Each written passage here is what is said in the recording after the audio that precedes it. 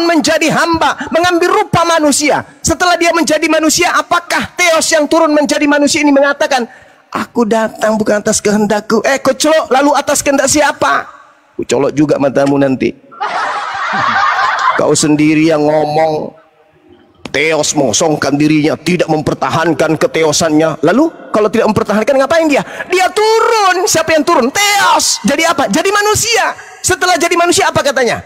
Aku jadi manusia bukan atas kehendakku sendiri. Tampar juga sendal lama-lama. Jadi atas kehendak siapa?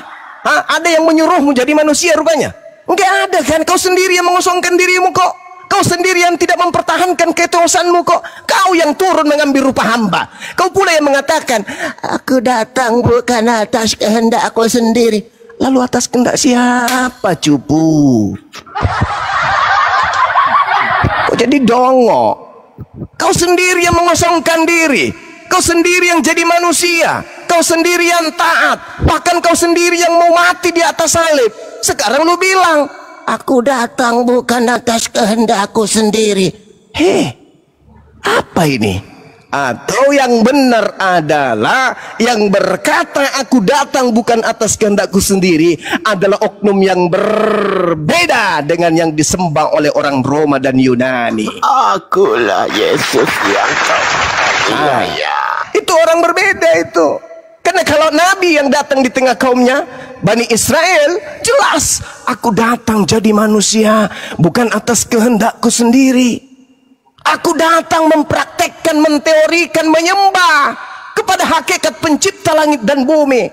Segala perkataan yang aku ucapkan bukan dari diriku sendiri. Segala pekerjaan, mujizat, tanda-tanda kekuatan yang dahsyat bukan dari diriku sendiri. Selesai. Sedangkan yang satu tadi tidak mempertahankan kedewaannya, melainkan mengosongkan dirinya, lalu turun ke dalam dunia ini menjadi hamba, lalu menjadi manusia, lalu mati di atas tiang salib. Pret! Ya kau sendiri yang jadi manusia kok sekarang kau katakan aku bukan diriku yang mau sendiri. Lalu siapa lagi di atas lo? Sedangkan yang tadi manusia bahlul itu sudah mengakui ente adalah dewa tertinggi. Masih ada lagi di atasmu rupanya? Masih ada? Wah, ada. Jadi kau sendiri kan yang turun jadi manusia? Iya. Ya udah, derita lo. Artinya bahwa ketika lu mati, yang mati adalah dewa tertinggi.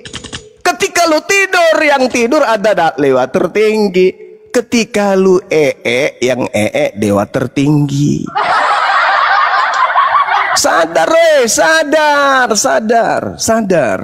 Jadi jelas di sini ketika Yesus datang di tengah-tengah kaumnya, Nabi Musa datang di tengah-tengah kaumnya, Nabi Isa datang di tengah-tengah kaumnya. Apa kemudian implementasi iman tertinggi yang dimiliki kemudian para umat terhadap oknum tersebut? Rasulullah, Nabiullah, Al-Masih, Mesias, Kristus. Tapi bagi si cupu-cupu, dewa kita turun ke bumi, halilintar, dewa turun ke bumi, mengambil rupa manusia, nyanyikan sebuah lagu dandut untuk menyambut dewa kita. Pret. Jelas kok di situ. Kisah Para Rasul 17. Paulus pergi berdiri di atas Areopagos dan kemudian dia berkata, hai orang-orang Athena, aku lihat bahwa dalam segala hal kamu sangat beribadah kepada Theos. Sebab ketika aku berjalan-jalan di kotamu dan melihat barang-barang pujaanmu, aku menjumpai juga sebuah kuil dengan tulisan kepada Theos yang tidak dikenal.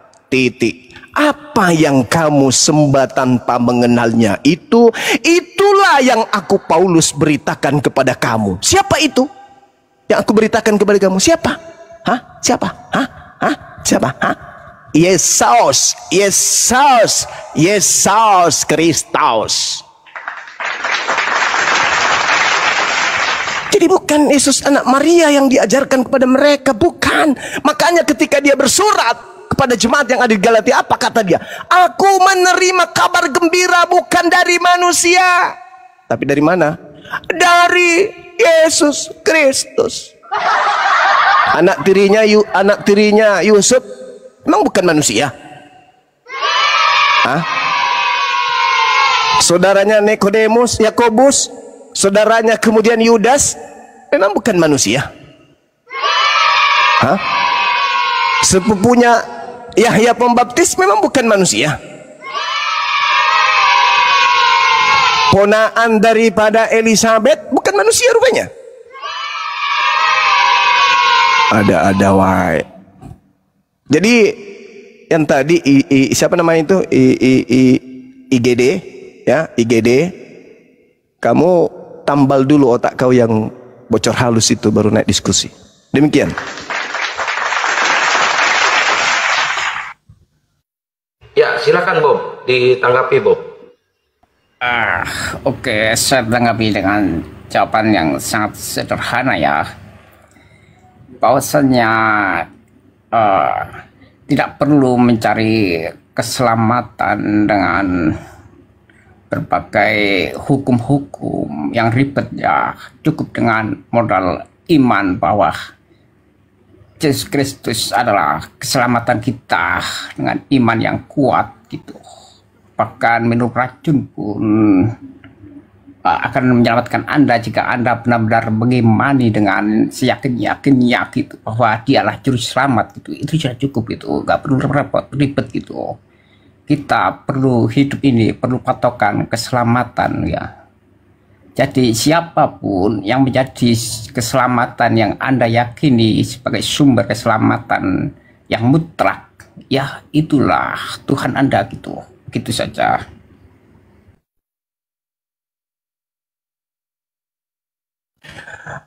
Sebenarnya kalau saudara-saudara kita ini sedikit aja membuang ego, membuang penyakit jiwa, stres, depresi, sinting, miring yang ada pada diri mereka, mereka bisa waras kok, bisa waras. Percaya sama aku. Sedikit aja mereka membuang ego, membuang doktrin, membuang dogma, dan membuang kebodohan, mereka bisa waras. Sangat bisa. Ya cuman itu mereka memelihara kemudian. Dan Al-Quran memang mengatakan seperti itu. Pantas mereka sesat. Pantas. Wa fariqan haqqa alaihimud dalalah. Pantas.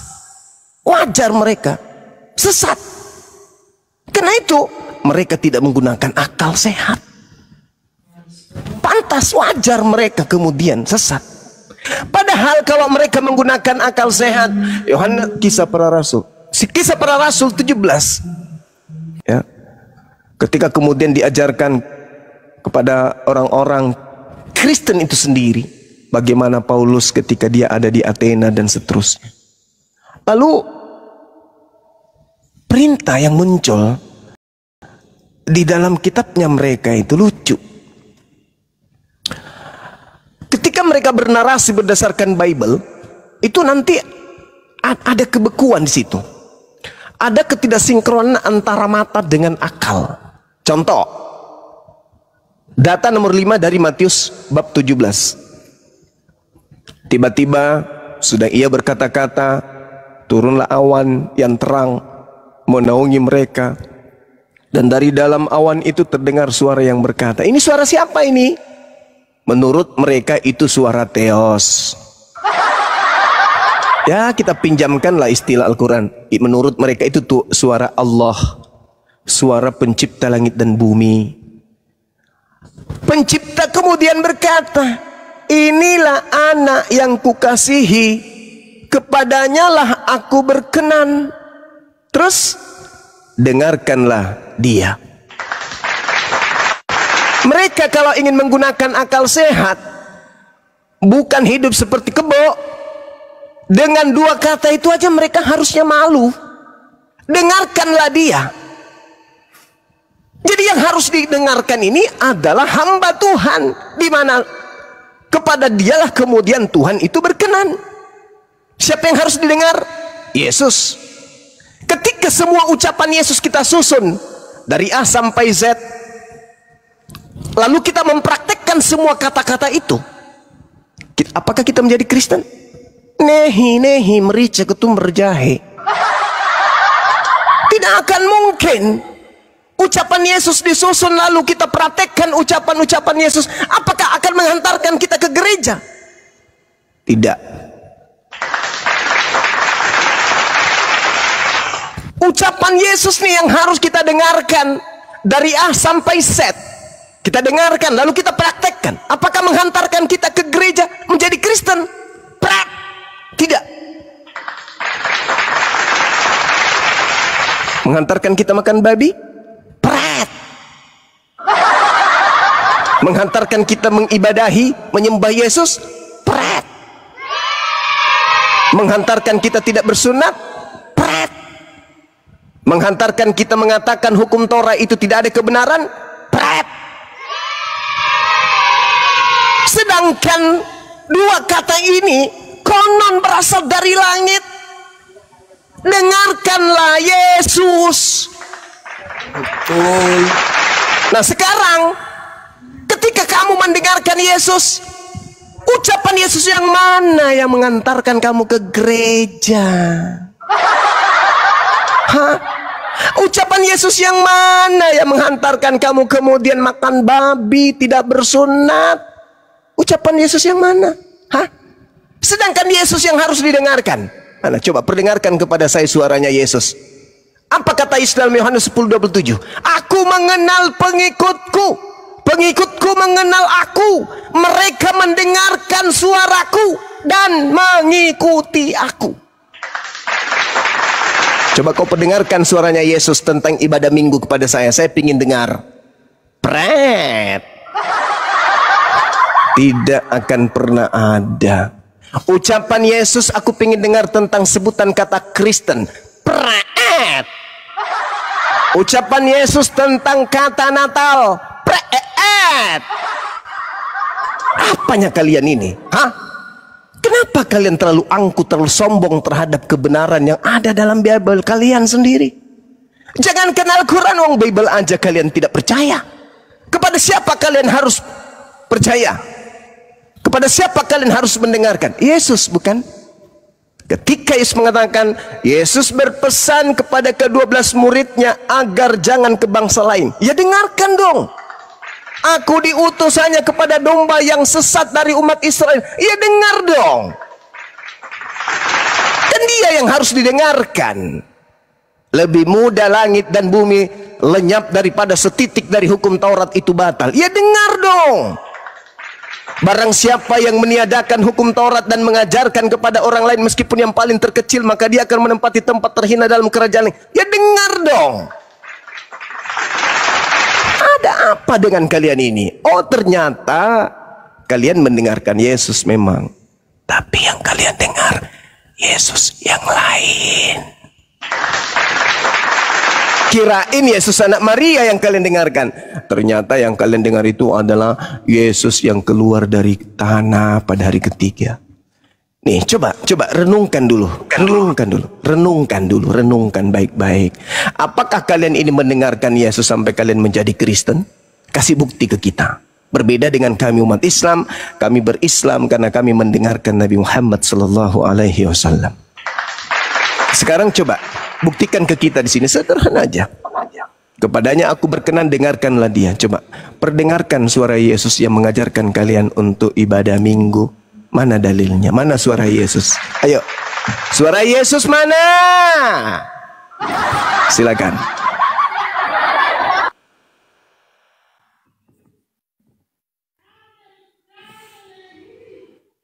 Ayo, Darel, silakan Darel. Juma ini ngomong apa? Kau cuma kesimpulan lanjut. Ini tinta cumi lagi nih. Yang lain, jangan yang ini. Tinta cumi. Ini si Angel juga ini kayaknya nggak ada ilmu nih, apalagi si Rocky Gersang nih, si Bob. Aduh. Ya silakan, Angel, kalau mau ngebantah tadi lu di bawah keluar silakan. Lu minta naik sendiri ke sini. Mau ngebantah atau mau apa? Silakan, dibuka mute-nya, bro. Tentang ibadah bernyanyi gitu ya, itu ada di Mazmur atau nggak salah di Amsal itu, bahwa kita harus bernyanyi-nyanyi dan memuji Tuhan gitu. Itu bukan karangan ya, karena itu melalui kitab juga, itu rujukannya sama seperti berpuluhan juga. Itu di kejadian ya, peristiwa Jakob itu ketika mendapatkan mimpi dari Tuhan gitu. Maka dia berjanji akan menyiapkan perpuluhan untuk Tuhan. Begitu juga dengan acara bernyanyi gitu, karena di Amsal itu ada perintah gitu dari Tuhan gitu. Bagi Juma.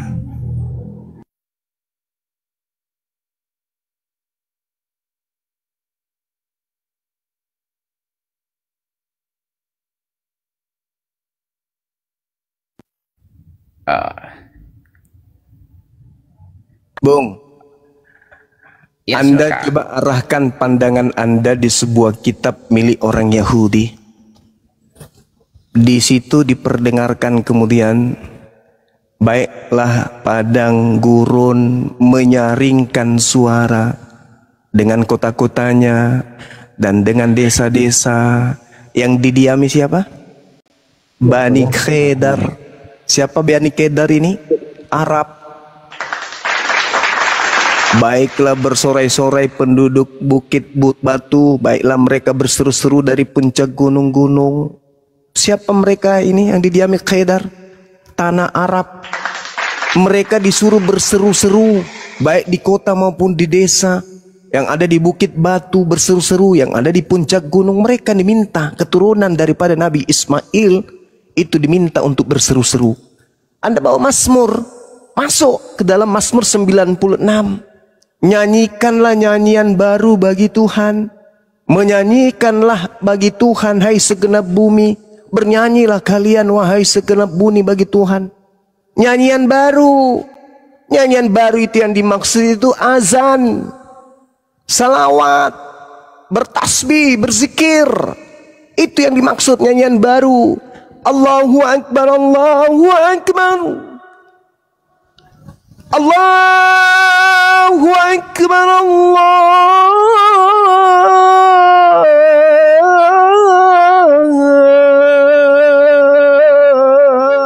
Akbar. Itu nyanyian baru yang 1400 tahun tidak pernah berhenti sepanjang zaman, dimeriahkan, diteriakkan, dijanjikan dari gunung ke gunung, dari lembah ke lembah, dari kota ke kota, dari desa ke desa yang didiami keturunan Nabi Ismail, Bani Khedar. Yesaya 42 nomor 11. Itu kalau nyanyian haleluya haleluya itu sudah lama, lagu usang itu. Nyanyian baru dong. Subhanallah walhamdulillah wala ilaha illallah wallahu akbar. Nyanyian baru. Ya haleluya haleluya itu lagu lama, yang diminta lagu baru dan dinyanyikan di mana? Di kota-kota, di desa-desa yang didiami keturunan Nabiullah Ismail alaihi salam. Yesaya 42 nomor 11. Keturunan Marten, keturunan Peter, keturunan Mengkendek, Tawela, dipalok anak keke asu, tidak ada begitu, nggak ada yang kayak itu, nggak ada. Gak ada yang kayak gitu, gak ada.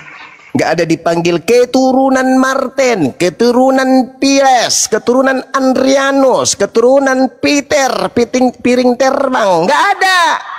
Yang diminta keturunan Khedar. Khedar anak kedua dari Nabi Ismail. Diperintahkan menyanyikan nyanyian baru, baik di gurun, baik kemudian di kota-kota dan di desa-desa. Oke? Tidak ada itu keturunan Peter Mangkendek, tidak ada. Tidak ada keturunan kemudian Markus, keturunan John, keturunan David, nggak ada itu. Yang diminta keturunan Yishmail Bani Khedar untuk menyanyikan lagu baru. Silakan, saya mendengarkan nyanyian baru dulu dari masjid, lagi azan. Silakan yang lain. Ya, silakan, Bu. Ini 3 in 1 ini Muslim apa Kristen? 3 in 1? Loh, kok nanya itu 3 in 1 sudah clear and clean kok nanya lagi, gimana sih? Oh, aliteng ya. 3 dalam 1. Nah, judulnya itu kan aku dan Bapak 2. Kalau Allah dengan Muhammad 1 kah? Apa hubungannya? Nabi Muhammad itu utusan manusia, Bang. Umat muslim Iya, itu tapi tidak kan ada yang menuhankan Nabi Muhammad, Bang. Syahadat itu tidak kuat kalau tidak nebeng Muhammad. Lu jangan ngolok-ngolok. Di sini bukan untuk ngolok-ngolok, di sini untuk diskusi. Abang bisa diskusi nggak, Bang? Iya, saya tanya, Allah dengan Muhammad 1 kan? Itu beda. Nabi Muhammad itu utusan Allah, Bang. Ya, Nabi Muhammad itu utusan Allah. Nanti itu judul di atas, aku dan Bapak 1, bukan 2 dong. 2, Yesus dan Bapak itu 2. Oh, berarti Allah dan Muhammad 1. Apa hubungannya Allah dengan Muhammad? Oh, itu head to head. Nggak ada, Bang. Umat muslim itu nggak ada yang Bagaimana menuhankan caranya Nabi kau Muhammad. mengatakan bahwa itu tidak satu? Dalam doamu saja Bang, harus nebeng Muhammad. Ya, Bang, gini, Bang. Abang tahu nggak rudah rohani? Tapi nggak mau lah. Jangan Dulu diturunin. dipertahankan kayak gitu. Iya, Oh, iya. ini. Naik Bang, biar kau disirami rohani. Jangan disirami ludah. Naik.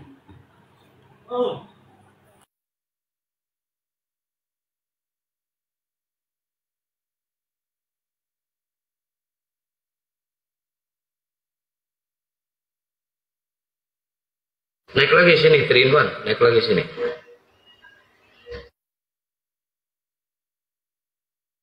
Golok-golok dia. Naik lagi, Bang. Sini, Bang. Naik lagi, Bang. Gratis, Bang. Sini, naik lagi. Ya, Angel, silakan Angel sambil nunggu si 3 in 1.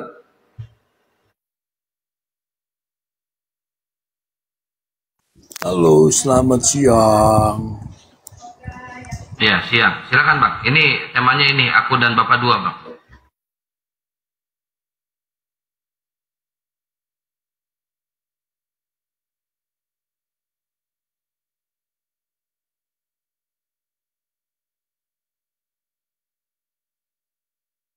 Ayo, jelasin. Aku dan Bapak 2, ini temanya nih. Ayo.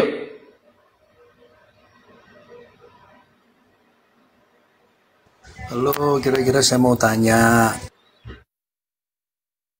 Mau tanya apa?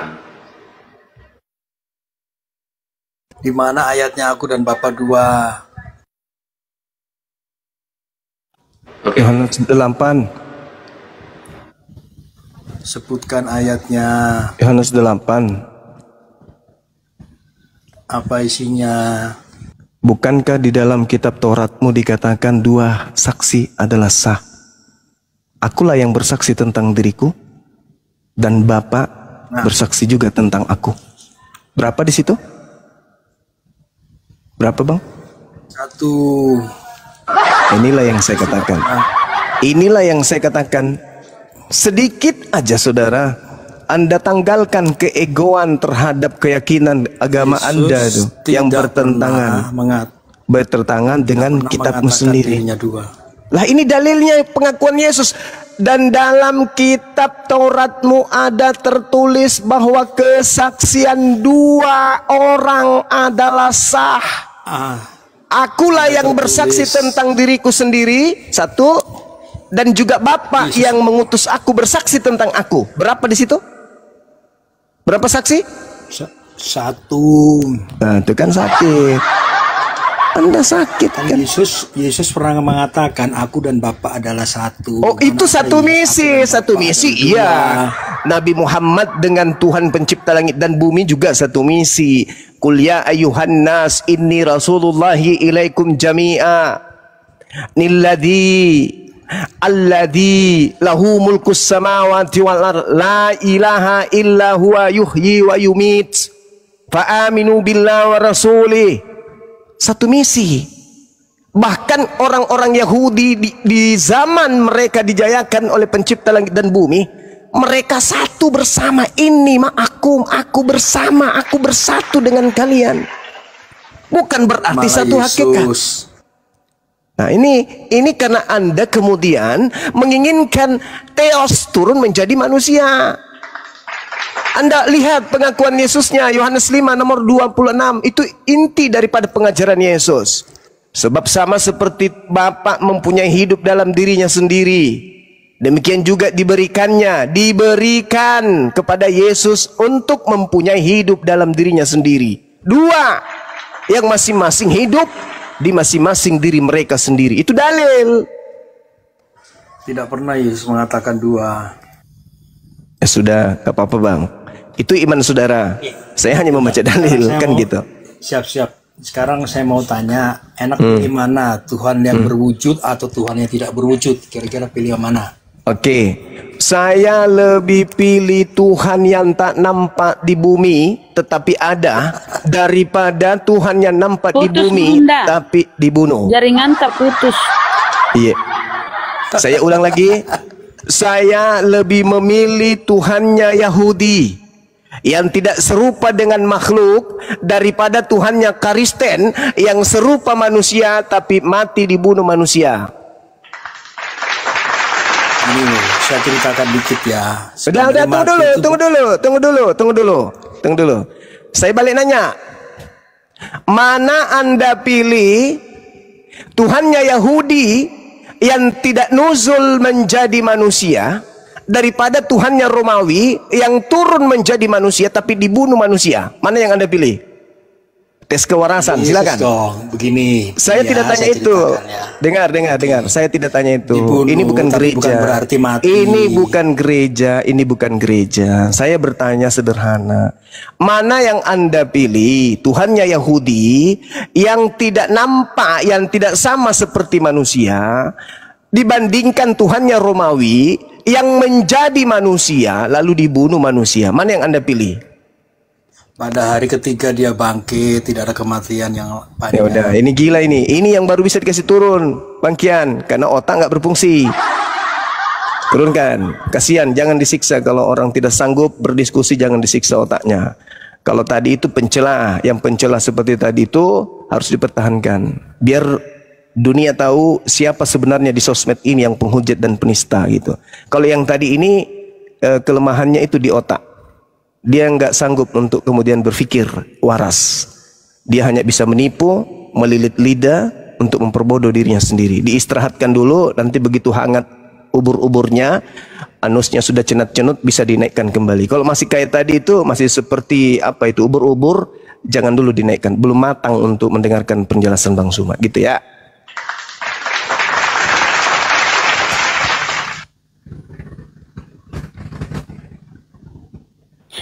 Itu sangat dua ya Gurunda, ketika Yesus berkata, jangan kau sentuh aku mau pergi ke bapakmu, Allah ke Allahmu. Nah itu kan ada dua di situ.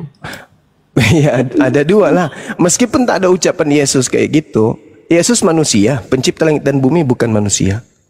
Kalau kita melihat ya dua. Satu dalam misi.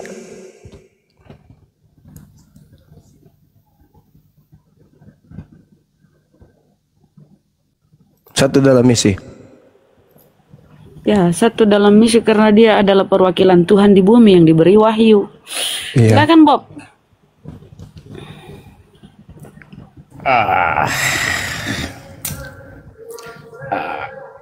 Ya, sepertinya jika kita menuhankan sesuatu yang di luar, tetapi itu sebagai maskot untuk keselamatan, ya nggak apa-apa gitu. Selagi kita masih belajar ya untuk mencari Kristus dalam diri kita sendiri gitu, emang butuh gitu. Maka Yesus mengatakan bahwa tinggikanlah anak manusia itu agar kau bisa melihat Tuhan gitu. Ya kita emang perlu maskot untuk perlindungan.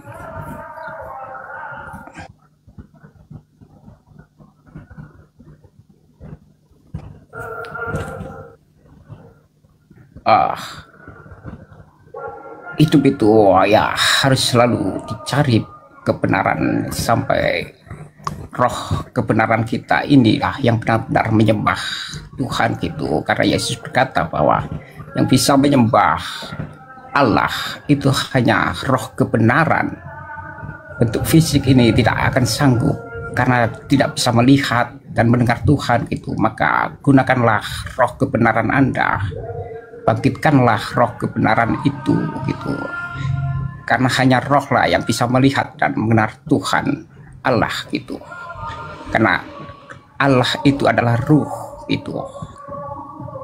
Begitu penjelasan saya selagi belajar, ya tidak apa-apalah. Karena kesadaran yang tertinggi adalah Tuhan sendiri gitu. Capailah itu dengan kebangkitan dari Roh Kudus Anda gitu.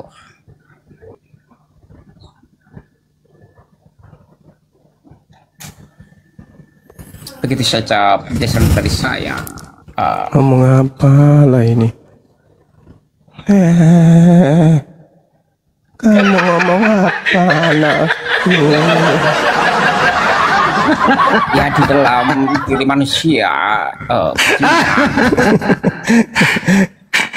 Anda lupa bahwa saya nggak mau komen tapi lucu jadi bahwa roh kita ini sudah bersaksi gitu bahwa saya sanggup untuk hidup di dunia ini gitu.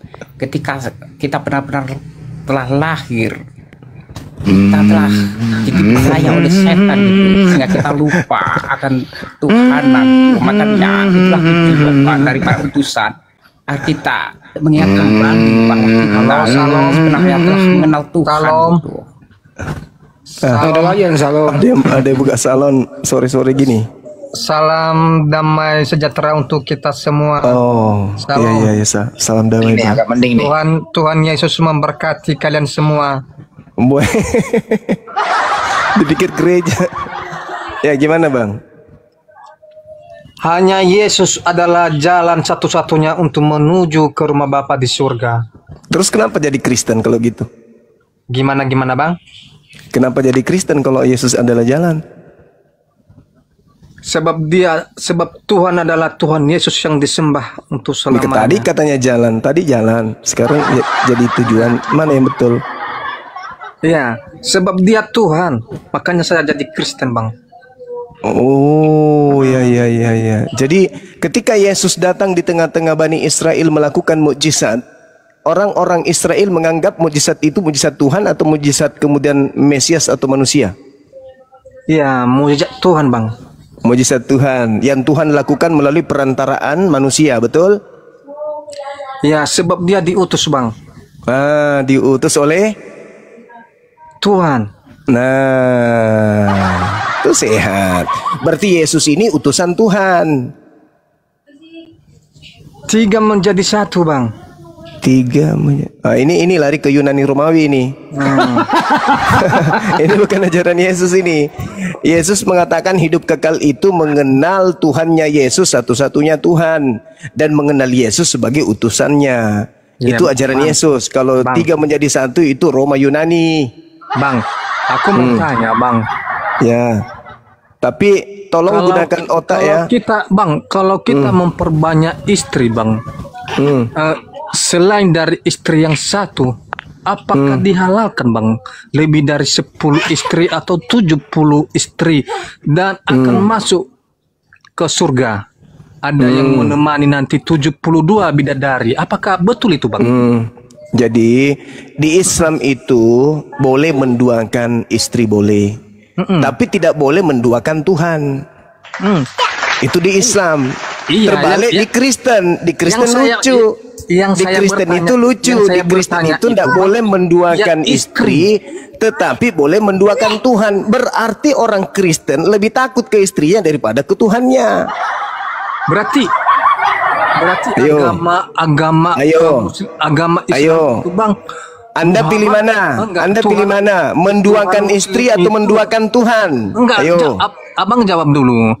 Apa Tuhan Muslim itu Muhammad atau Rabbah atau dua-duanya bang? Apa itu? Ini bertanya tapi dia nggak ngerti pertanyaannya. Sekarang menduakan Tuhan atau menduakan istri, mana Anda pilih?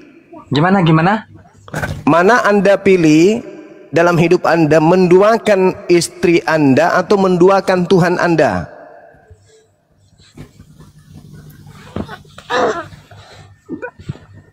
Awas dulu, nak.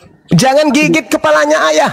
Udah kepalanya nggak berfungsi, digigit lagi. Aduh, nah, jangan, nah. Aduh, anakku ini.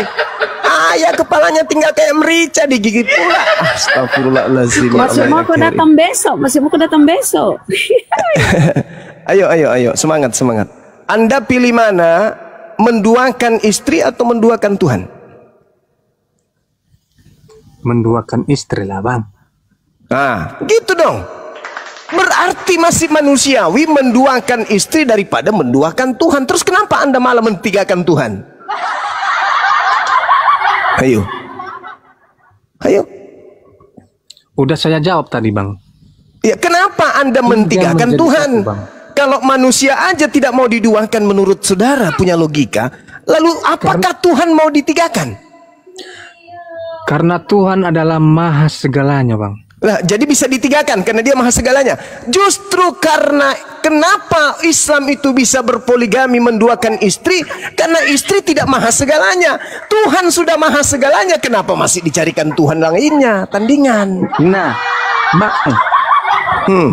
berarti kalau menduakan istri atau mentigakan atau dan seterusnya, Bang, berarti istri yang pertama dan yang kedua tidak ada rasa seperti itu, Bang, ya, atau gimana? Coba dijelasin. Saya belum sampai sekarang ya detail kali mengenai muda cerai, udah nikah muda cerai, meninggalin istri yang sah. Apakah daripada di Kristen tak ada nikah dalam dosa itu, Bang? Di Kristen tak ada nikah. Di Kristen itu nggak ada nikah, di Kristen itu kawin kayak kambing. Anda harus tahu itu. Anda harus tahu, tidak ada ajaran nikah di Kristen dari Tuhan. Dengar ya, dulu, nggak Bang. ada. Nggak ada. Dulu, Bang. Ayo. Bagi di mana konsep? Coba. Tunjukkan konsep nikah di dalam agama Anda. Ada? Nggak ada. Nggak ada. Sekali lagi, dengarkan saya. Di dalam agama Kristen itu tidak ada aturan nikah di dalam Kristen dari Tuhan, itu nggak ada. Nggak ada aturan nikah di Kristen itu dari Tuhan, nggak ada. Itu prosesi yang dibuat-buat gereja. Nggak ada. Kau tunjukkan dalilnya prosesi nikah dalam agamamu berdasarkan dalil. Ada? Nehi merica ketumbar jahe. Tidak ada. Jadi kawan, kalau tidak ada nikah dalam pandangan Islam itu zina. Maaf ya. Jadi kalau dalam pandangan Islam, Kristen itu semuanya adalah anak zina. Karena tidak ada prosesi nikah. Mana prosesi nikah di Kristen? Ada? Syarat sah nikah di agamamu ada? Nggak ada. Sekarang Anda mencoba untuk meneruskan poligami. Hei, Lukas 18 nomor 29 nomor 30, Yesus mengatakan kepada pengikutnya Bani Israel, barang siapa yang meninggalkan istrinya karena aku, maka dia memperoleh istri berlipat kali ganda saat ini juga. Matius 19 nomor 29, barang siapa yang menjadi pengikutku dan meninggalkan istrinya, kelak di surga dia akan mendapatkan 100 kali lipat. Jangan coba-coba terhadap agama langit. Yesus mengajarkan poligami. Nabi-nabi berpoligami. Tak ada satu dalil di dalam Bible, Perjanjian Lama, kitabnya para nabi yang Anda anggap itu, yang melarang poligami. Nggak ada. Daud kakeknya Yesus, istrinya berapa? Salomo kakeknya Yesus, istrinya berapa? Dan kalau saya tanya, Tuhanmu yang bernama Yesus itu berasal dari istri yang keberapanya Daud? Bisa kau jawab? Yesus, anak Daud, itu berasal dari istri yang keberapa? Bisa gue jawab? Ingat ya, Roma 1 nomor 3, Yesus berasal dari sperma Daud. Nah sekarang sperma Daud yang Daud semprotkan ke istri yang keberapanya. Yuk belajar. Ajak pendetamu yang paling pintar di Indonesia hadapi saya.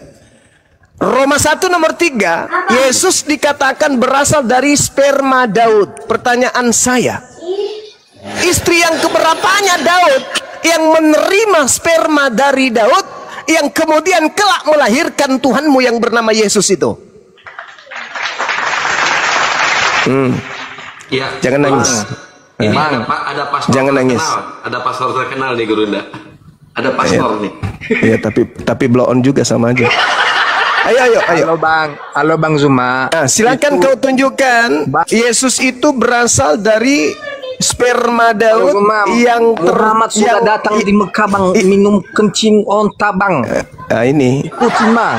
ini korban gereja, ini korban pembodohan. Di mana Roma berapa Bang Zuma? Roma 3 nomor 1. Belajar lagi, Pastor. Roma 3 nomor 1. Iya. Nggak usah framing. Ya, coba. Ini pastor kan ya? Ini Roma 3 ayat 1-nya gini. Jika demikian, apakah kelebihan orang Yahudi dan apa gunanya sunat? Di mana sperma? Waduh, kasihan sekali. Bapak pastor kan? Bapak pastor kan? Nggak usah framing. Bapak pastor kan? Pribadi. Bapak pastor kan? Apologet itu Seorang gitu. pastor, dengarkan. Seorang pastor bertanya Masa kepada seorang Bang Zuma seperti ini? Seorang pastor bertanya. Nah, seorang Zuma itu diskusi dalil dalam mana? pribadi gimana? Saudara-saudaraku yang ada di sini, tadi saya menyebutkan apa? Roma berapa?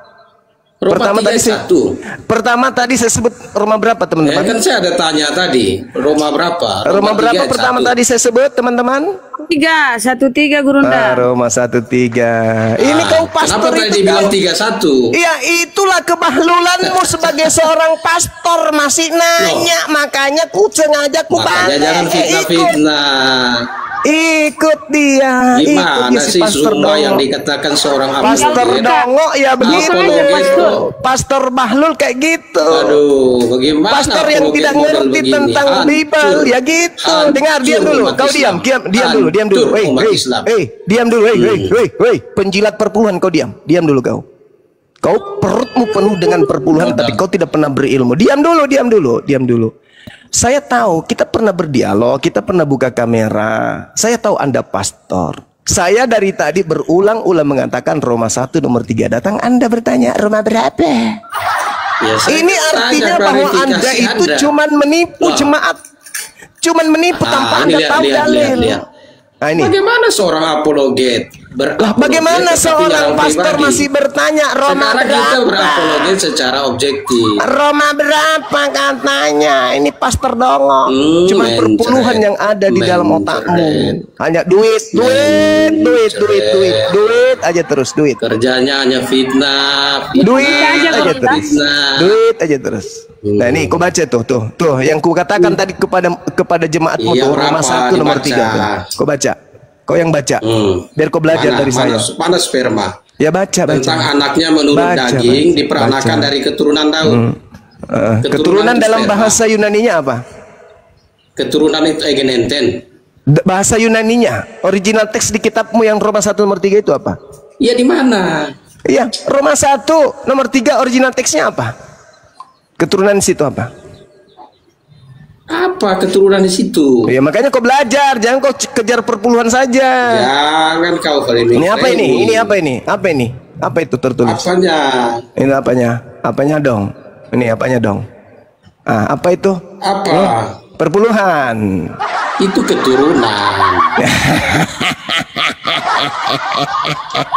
Iya itu Saya bertanya Roma 1 nomor 3 Yesus berasal dari sperma Daud. Sperma yang dilemparkan. Dengar.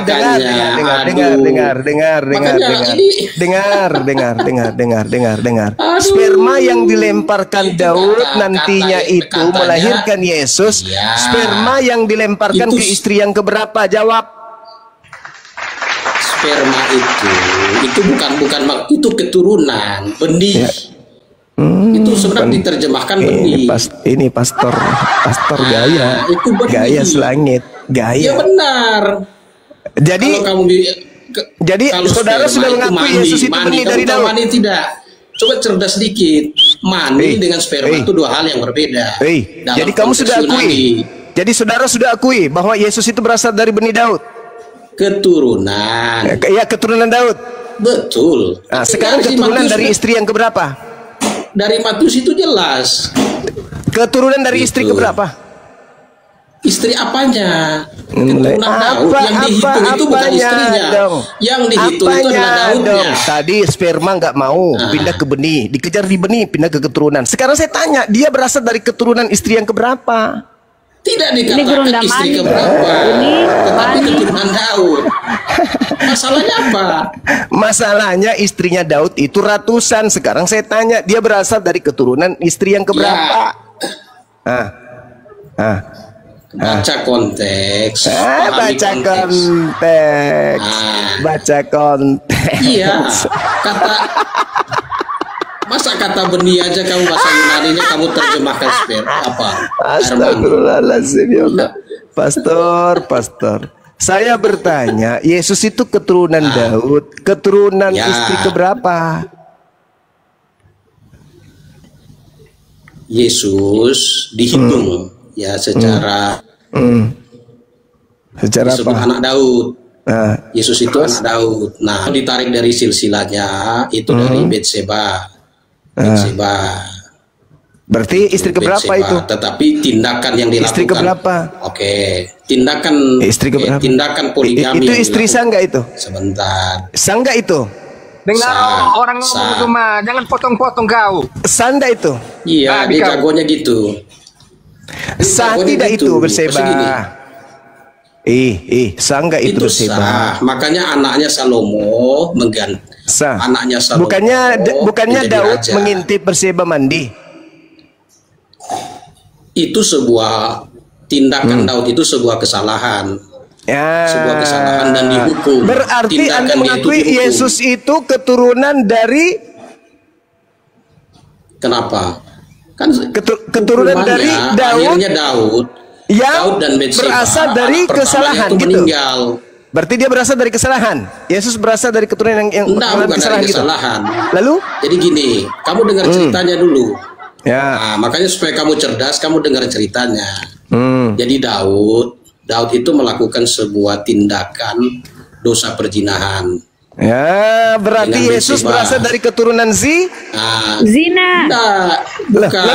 Lalu. Lu tadi Jadi katanya dari hukumannya, persinahan. dengar dulu, makanya lalu gimana Tadi sih, persinahan. bohong sekali kamu.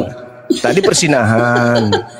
Perzinahannya itu hasil dari perzinahannya itu anak yang melahirkan itu dihukum. Daud dan Betseba dihukum, anaknya itu meninggal. Meninggal. Lalu kemudian Daud mengambil Betseba menjadi istri yang sah, melahirkan Salomo. Melahirkan Salomo. Nah, Salomo awal itu anak yang sah. Awal pertemuan mereka itu berasal dari perzinahan, perkenalan Ya, mereka. awal pertemuan mereka itu sebuah kesalahan, itu sebuah dosa. sebuah dosa. Berarti Yesus berasal dari keturunan Tapi pezina. Yesus itu secara Betulkah itu? Betulkah itu Yesus berasal dari keturunan pezina? Betulkah? Itu pertanyaan. bukan dari keturunan pezina. Loh, Daud tadi katanya Anda katakan berzina. Iya. Kalau kamu bisa bedakan nggak orang yang jatuh dalam dosa zina dengan pezina? Iya, Anda yang mengakui, Pezina itu- Anda yang mengatakan Iya, bahwasanya pezina itu Daud sebentar. berzina Makanya dengan neneknya. saya belum temukan apologet neneknya Islam yang Yesus, cerdas. gitu. Saya belum temukan Anda yang apologet Islam sendiri cerdas. mengatakan tadi loh. Anda yang Tidak bisa mengatakan bedakan antara pezina Anda yang mengatakan dengan tadi, perbuatan bukan zina. saya. Nah, Saya kalau pezina, hanya mendengarkan. makanya saya bilang saya belum temukan apologet Islam yang cerdas. Saya yang mendengarkan dan juga orang lain di Iya. sini yang mendengarkan. Jadi Daud dan Betseba, dengar, sebentar. Daud berzina dengan istri Uria, betul? Jangan di-mute. Bagaimana di-mute ini? Betul tidak? Orang apologet Islam nih kayak ketakutan. Betul tidak? Enggak usah panik kau. Betul tidak? Iya, awal kan sudah gue satu. Tetapi Yesus, Kemudian sabar dulu. Kau jangan ngomong sendiri, jangan menang sendiri. Ini kita mau ya urut. kamu dari tadi ngomong sendiri pakai mute. Iya, karena kamu itu Gimana menjilat ludamu framing-framing? sendiri, Pastor. Pastor, kau Model menjilat cowok, ludamu orang sendiri. apologet ini. Tadi Nanti nggak kau bisa ngomong di mengatakan mute. Daud itu berzina. Dengan siapa Daud berzina? Dengan siapa Daud berzina? Daud Daud itu jatuh di dalam dosa mulai dengan Betseba. Apakah betul? Sabar dulu. Apakah betul dari dua orang ini nanti turun kemudian Yesus? Daud dan Betseba berzina, lalu hukuman dari Tuhan untuk mereka ialah anak yang dilahirkan dari hasil zina itu wafat. Waktu lahir wafat. Lalu Daud mengambil Betseba sebagai istri yang sah. Bagaimana cara Daud mengambil istri Uria? Bagaimana caranya? Jadi Daud jatuh di dalam dosa perzinahan. Bagaimana caranya? Itu dosa pertama. Dosa kedua, Daud bagaimana caranya? Dosa kedua, Daud merencanakan kejahatan itu, berikhtiar untuk membunuh suaminya Betseba. Agar dia mengambil Betseba sebagai istri. Sebenarnya awalnya bukan istri. Tujuannya untuk menutupi rasa malu dari perbuatan jinah mereka, karena pada waktu mereka melakukan itu Betseba hamil. Ya itu ceritanya gitu. Lalu kemudian Uria wafat di medan perang. Uria wafat di medan perang. Itu rencana Daud nggak supaya Uria meninggal di medan akhirnya perang? Dari tindakan Daud itu Allah menghukum Daud juga, yaitu ada pertumpahan darah di antara anak-anak Daud. Tetap ada hukumannya, itu dosa, makanya itu ada konsekuensinya. Dosanya dihapuskan nggak Daud? Tindakannya, karena Daud pada akhirnya dia menyesal, dia bertobat. Setelah bertobat dihapus nggak dosanya? Ya, hukuman tetap dilaksanakan, tetapi Daud karena dia menyesal dan bertobat, dia diampuni. Diampuni, berarti tidak perlu penyaliban. Diampuni. Tidak perlu penyaliban kepada Daud itu beriman kepada juru selamat yang akan datang. Iya, mulai dengan mabuk. Mulai mabuk. Pertanyaan saya, bukan mabuk. Sekarang saya tanya Anda. Sebentar. Anda tidak ini. Sekarang saya mau tanya Anda. Dengarkan saya. Apakah dosa Daud diampuni sebelum kemudian spermanya jadi Yesus? Jawab. Saya mau tanya Anda. Jangan modal gigi, Jangan modal gigi, Pertanyaan saya, Congor. Dengarkan saya, Congor. Dengarkan saya. Saya tanya Anda. Jangan kemana-mana dulu. Apakah dosa Daud diampuni? Sekarang saya mau tanya iman Anda. Apakah dosa Daud diampuni sebelum spermanya jadi Yesus? Jawab. Sekarang saya mau tanya dulu. Jawab dong. Ya nanti saya jawab. Saya akan jawab, tetapi saya ingin jawab dulu dong. Jangan malu-maluin. Saya akan jawab, saya akan ajukan pertanyaan, sesudah itu saya jawab. Iya, ini masih rentetan yang tadi loh. Masih rentetannya yang tadi. Jawab dulu. Iya, sekarang gini, Anda bertanya ke saya akan jawab Anda. Demikian saya mau bertanya ke Anda. Jangan berani bertanya tapi tidak mau ditanya. Loh, itu takut namanya. Saya tadi mengurai. Gentleman jadi orang. Saya mengurai. Itu baru pertanyaan. Berani saya mengurai. Anda yang naik ke sini. Anda naik ke sini bertanya tentang di mana dalilnya Yesus itu berasal dari sperma Daud. Kan Anda malu barusan. Anda kan tidak tahu dalil itu. Saya ngajarin Anda toh, kan gitu. Iya, makanya saya mau tanya Anda. Oke lah, silakan Anda bertanya. Kalau Anda jangan kabur ya. Muslim. Nanti saya jawab Anda. Silakan. Anda juga tanya. Silakan, wahai pemungut perpuluhan, silakan. Silakan. Saya mau tanya Anda. Lama kali bah. Oke, saya mau tanya di surat Maryam 3334. Apa itu? Apa itu? Waduh. Apa itu? Masa kan di Quran Anda tidak hafal? Apa itu? Surah Karena apa ini itu? terlalu Ayat banyak berapa baca itu? kitab, lupa Quran jadinya. Astagfirullahalazim. Coba baca surat makanya, Maryam. makanya, Pastor. Makanya, Pastor. Saya menghormati Anda. Pastor. Saya tanya Anda sebagai seorang Muslim. Pastor. Kapasitas Anda menjelaskan. Pastor, jangan bawa-bawa kegilaan Anda di gereja di sini, Pastor. Jangan. Anda membahas tentang Al-Quran.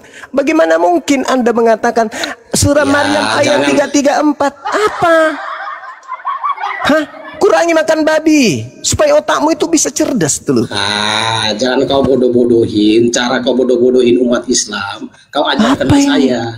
Apa ini? Kau buat umat Islam jadi bodoh dengan apa? Kau bertanya, Pastor, kau bertanya Maryam ayat 334. Orang-orang Kristen itu cerdas.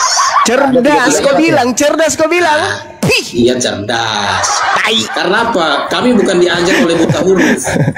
Kalau kau tidak buta huruf, pasti kau bisa membedakan antara manusia dengan Tuhan. Tolol. Surah Maryam ayat 334. Orang gila. Oten-oten aja. Kau belajar Bible. Jangan kau bahas-bahas terjemahan Al-Quran. Ilmumu belum sampai ke situ. Semakin kau membahas tentang ayat suci Al-Quran, semakin lari jemaatmu karena kau nggak tahu. Berbeda dengan saya bahas Bible karena saya tahu. Buktinya saya ngajarin kamu tadi tentang Roma, kau nggak tahu. Kau kaget kan? Ternyata di situ dikatakan Yesus berasal dari sperma Daud. Kaget kau kan? Makanya jangan cuman kalkulator kau pegang. Sian deh loh.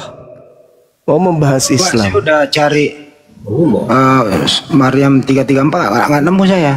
Memang nggak ada. Masa ada surah Maryam ayat 334? Gimana ceritanya? Surah Maryam itu hanya sampai kepada ayat 90 berapa itu? 98. 98 ya? Iya 98. Iya. 334 kala-kala surah Al-Baqarah. Itu malah asah. Oke kan dah di ini dulu diarahkan dulu yang lain. Saya ibadah sejenak. Iya.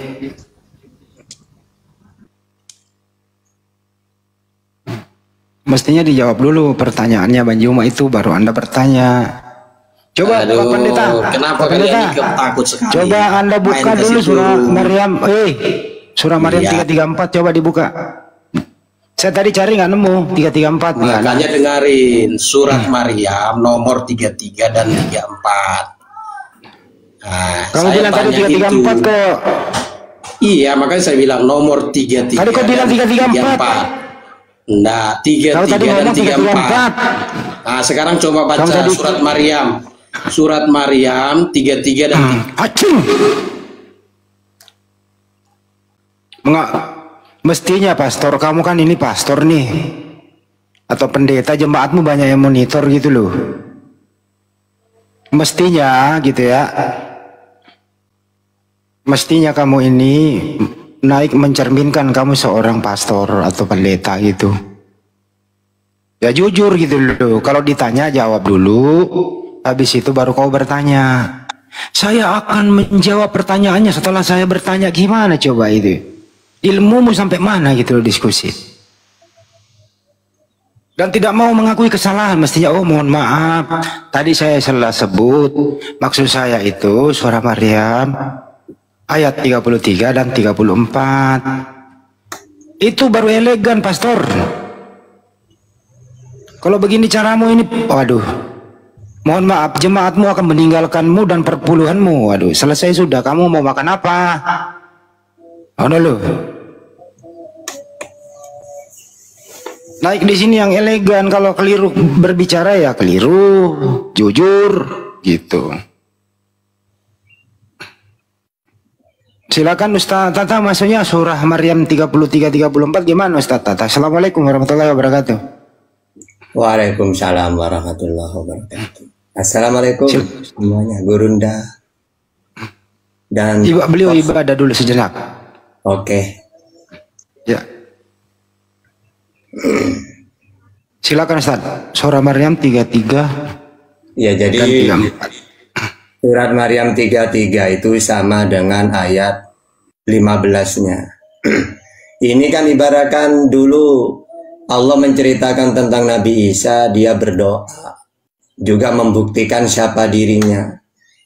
Maka nyambungnya dari 30. Bismillahirrahmanirrahim. Qala ini Abdullah ataniyal kitab wa ja'alani nabiyya.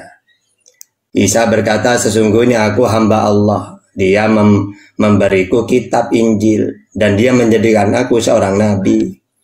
Lalu wa ja'alani mubarakan ainama kuntu wa ausani bisolati wa zakati ma dumtu hayya.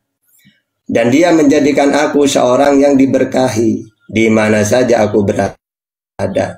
Dan dia memerintahkan kepadaku melaksanakan sholat dan menunaikan zakat selama aku di dunia. Wa barram bi walidati wa lam yaj'alni jabbaron syaqiyya. Dan berbakti kepada ibuku dan tidak menjadikan aku seorang yang sombong dan celaka. Baru wassalamu alayya yauma wulidtu wa yauma amutu wa yauma ub'atsu hayya. Dan kesejahteraan semoga, ini doa, dilimpahkan kepadaku pada hari kelahiranku, pada hari wafatku, dan pada hari aku dibangkitkan hidup kembali. Jadi karena dia manusia, ya sadar bahwa hidup itu 3 fase memang. Fase kehidupan di dunia, kematian, dan bangkit di mahsyar.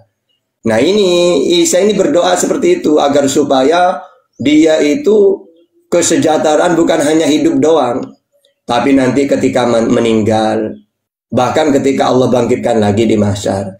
Nah sekarang Yesus ini sama seperti kita ini. Fase pertama masih. Karena dalam Al-Quran itu barrafa'ahullah, Allah angkat dia hidup-hidup. Berarti Isa kedudukannya masih fase pertama. Karena belum meninggal ya seperti kita. Gitu maksudnya itu. Jadi doa seperti kita sekarang kan doa kayak gitu. Gitu. Oke. Tadi ada yang dibahas mengenai Nabi Daud ya. Mereka mengakui ada di sana ada nabi yang berzina begitu. Di Al-Quran ada nggak sih nabi berzina? Jadi dalam Al-Quran itu semua para nabi itu sangat dimuliakan. Qulu amanna billahi wa ma unjila ilaina wa ma unjila ila Ibrahim wa Ismail wa Ishaq wa Yaqub wa asbati wa ma utiya Musa wa Isa wa ma utiya nabiyyuna min rabbihim la nufarriqu baina ahadim minhum. Jadi umat Islam tidak boleh membeda-bedakan para nabi. Makanya oleh Allah disuruh sholawat. Wassalamun alal mursalin. Bersolawatlah kamu kepada semua para nabi. Karena mulia di hadapan Allah. Kita wajib memuliakan Isa alaihissalam, Daud alaihissalam. Kenapa kau disalawatin? Menandakan kita itu memuliakan. Tidak ada nabi, jangankan berzina. Wah mereka maksum. Ya. Jadi itu Allah tidak akan salah memilih para nabi itu, gitu. Cuma di kitab mereka, oleh keimanan mereka ada nabi-nabi yang melakukan inilah, itu gak bener, gitu. Apa perbedaan alaihissalam dengan sallallahu alaihi wasallam, Pak Ustaz? Ya sama-sama sholawat alaihissalam, ya baginya keselamatan. Nah, kenapa Nabi Muhammad pakai Allahumma sholli ala sayyidina Muhammad, Allahumma sholli salim alaih? Nah itu karena memang beliau ini ibaratkan beda sendiri. Karena ibaratkan pangkat presiden diutus untuk seluruh dunia. Sedangkan nabi-nabi yang lain hanya untuk satu kaum. Ya tentu saja beda sholawatnya, tapi sama artinya sholawat gitu. Gitu doang sebenarnya. Oke.